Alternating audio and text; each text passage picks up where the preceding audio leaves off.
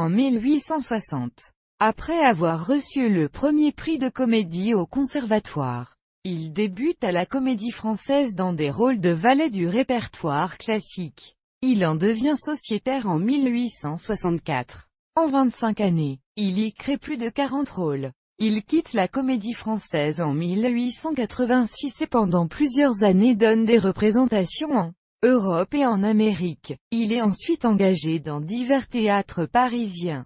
Il revient brièvement à la Comédie Française en 1891.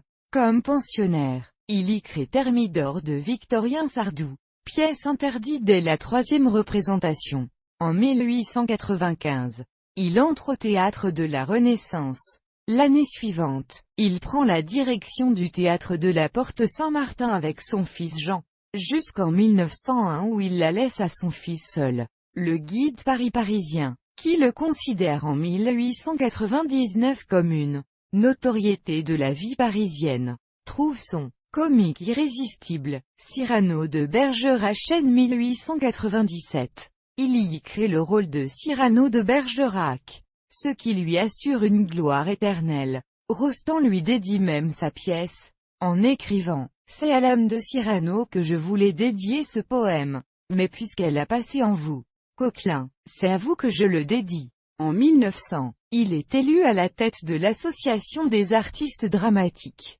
Il est également l'auteur de nombreux ouvrages sur le théâtre. Il meurt en 1909 à l'âge de 68 ans d'une crise cardiaque dans la Maison des Comédiens de Couilly-Pont-aux-Dames, une maison de retraite pour artistes dramatiques dont il avait été le principal fondateur en 1902. Son fils Jean Coquelin est aussi devenu acteur et a joué plusieurs fois à ses côtés, notamment dans Cyrano où il incarnait Ragueneau dès la création de la pièce. Antoine Bourdelle exécute son buste en 1893. Bronze conservé à la Comédie Française. Son nom a été donné à une avenue du 7e arrondissement de Paris, l'avenue Constant Coquelin.